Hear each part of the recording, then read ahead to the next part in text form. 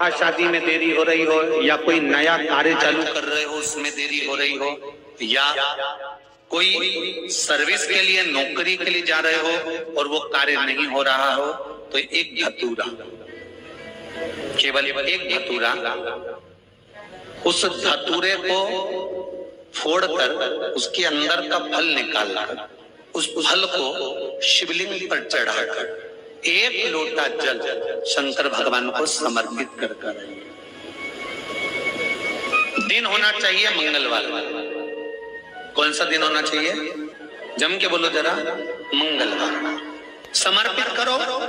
उसके बाद में आप विवाह के लिए अगर समर्पित करे हैं तो विवाह में देरी नहीं होगी। व्यवसाय और व्यापार के लिए या नौकरी के लिए समर्पित करे हैं तो उसमें विवाह शादी। मंगलवार को अगर शिव जी के मंदिर में, शंकर के मंदिर में जाकर एक लोटा पानी चढ़ाया जाता है तो हमारे कार्य में उन्नति होती है। मंगलवार को अगर शिव श्री शिवाय नमस्तु फोड़कर उसके अंदर का फल निकालना, उस फल को शिवलिंग पर चढ़ाकर एक लोटा जल शंकर भगवान को समर्पित कर। दिन होना चाहिए मंगलवार। कौन सा दिन होना चाहिए? जम के बोलो जरा, मंगलवार। समर्पित करो। उसके बाद में आप विवाह के लिए अगर समर्पित करे हैं तो विवाह में देरी नहीं होगी।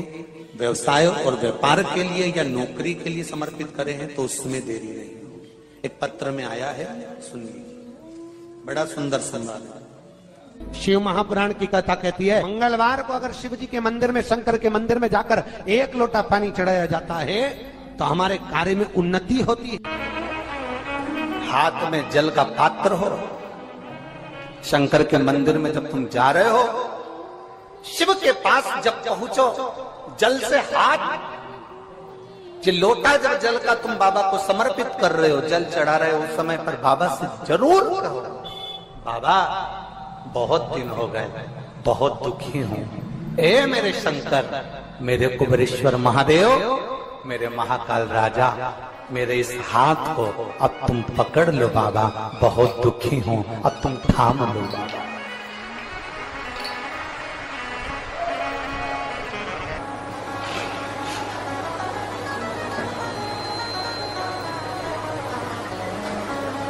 शिव महापुराण की कथा यहां तक कहती है कि यदि आप कोई मंत्र, साधना, व्रत, उपास कुछ भी नहीं जानते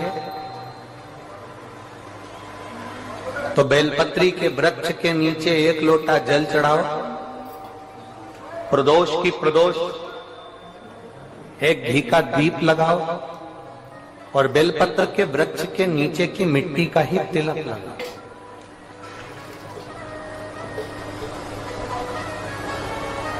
बेलपत्र के वृक्ष के नीचे की ही मिट्टी का तिलक।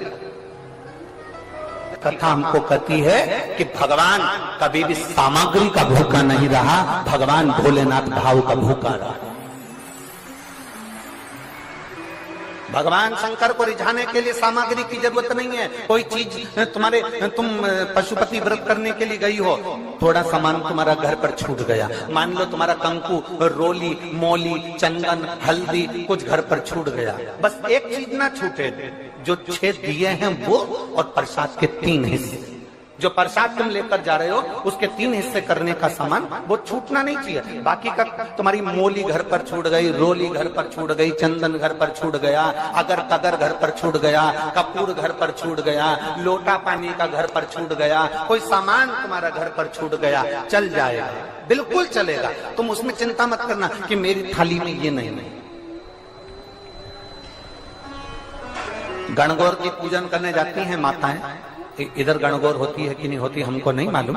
गणगौर की जब पूजन करने माता जाती हैं, तीज का पूजन करने जाती हैं, देवी का पूजन करने जाती हैं, चतुर्थी का पूजन करने जाती हैं, किसी देवी देवता का पूजन करने जाती हैं, पूजन की थाली में दूसरे की थाली में देखती हैं कि बहुत सारा सामान है, मेरी थाली में ये चीज नहीं है, तो उसको याद आती रहती है, मैंने तो भगवान को ये चढ़ाया ही नहीं, मैं तो भगवान को ये दे ही नहीं पाई, मैं तो भगवान को ये दे नहीं पाई, मेरे पास तो ये सामान है ही नहीं, उसकी चिंता में लग जाती है। शिव महापुराण की कथा कहती है, जो देवी देवता ने आपके हाथ से बुलवाना था, वो सामान देवी देवता ने अपने हाथ से बुलवा लिया। अब चिंता करने की जरूरत नहीं। आप ये टेंशन मत लो कि मेरी थाली में ये नहीं है, मेरी थाली में ये है। ना ना, आप तो भगवान के भरोसे छोड़ दो कि तूने जो कहा मैं वो लेकर आ गया। तूने जो मुझे बुद्धि दी उस बुद्धि से मैं लेकर आ गई। तूने जो मुझे आज्ञा करी मैं वो लेकर पहुंच गई। अब मेरे पास में ये नहीं कि मैं ये भूल गई, मैं ये रह गया।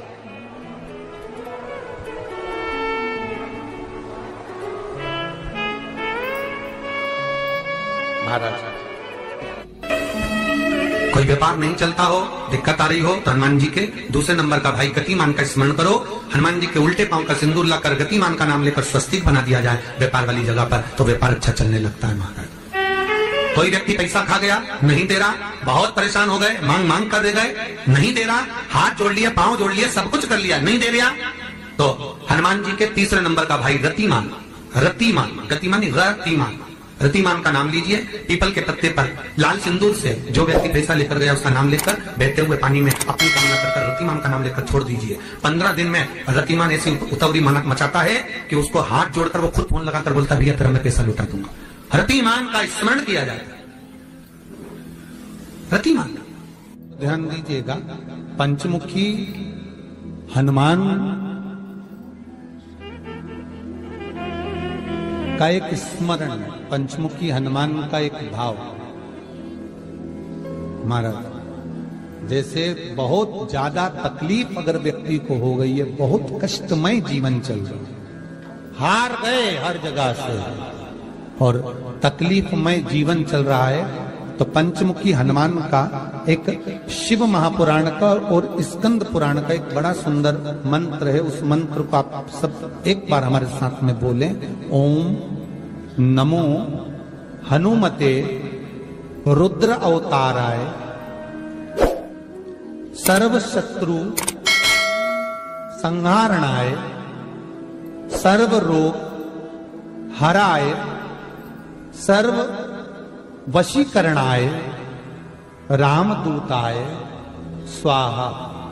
बस इस मंत्र को हाथ में काली तिल लेकर, एक जौ लेकर और गूगल लेकर, थोड़ा सा इसमें गाय का घी डालकर, कंडे को या अग्नि को जलाकर इस मंत्र का 11 बार 21 बार जाप कर कर अपनी कामना कर कर छोड़ दीजिए। कैसा भी रोग हो, बीमारी हो, कष्ट हो, दुख हो, तकलीफ हो, 21 दिन के अंदर वो आनंद आना प्रारंभ कर देता है। इस मंत्र, स्कंद पुराण का, शिव महापुराण का यह मंत्र मूल पंचमुखी हनुमान सुख देंगे। और एक और चीज याद रखिए महाराज, यदि कोई काम के लिए जा रहे हो, कोई व्यापार के लिए जा रहे हो या नौकरी करने के लिए जा रहे हो और लगी नहीं रही, बहुत तकलीफ पा रहे हो, सर्विस ही नहीं लग रही, बहुत कष्टमय हो गया, तो निवेदन करूंगा 5 पीपल के पत्ते पर बेसन के 5 लड्डू घर में बने हुए, गाय के घी के 5 लड्डू रख लो। उस लड्डू के बीचों बीच एक आटे का दिया और उसमें तिल्ली का तेल डालकर इसी मंत्र का प्रयोग कर कर पंचमुखी हनुमान का किसी भी हनुमान के मंदिर में जाकर, दक्षिण मुखी हनुमान के मंदिर में जाकर उसको रख कर आ जाइए। इसके बाद आप उस काम के लिए जाइए, आपका काम सफल हो जाएगा। आपको किसी को नहीं कहना पड़ेगा कि हाथ जोड़ना नहीं पड़ेगा, किसी के पांव नहीं पड़ना पड़ेंगे, तुरंत काम होगा। बस इस मंत्र का स्मरण कर कर पंचमुखी हनुमान का भूतेश्वर जो मंत्र है वो सुख देने वाला। पूरी दुनिया का कोहिनूर हीरा है संस्कार, हमारी सभ्यता, हमारी वृत्ति। माता पिता कितने अरमान से पढ़ाते लिखाते हैं।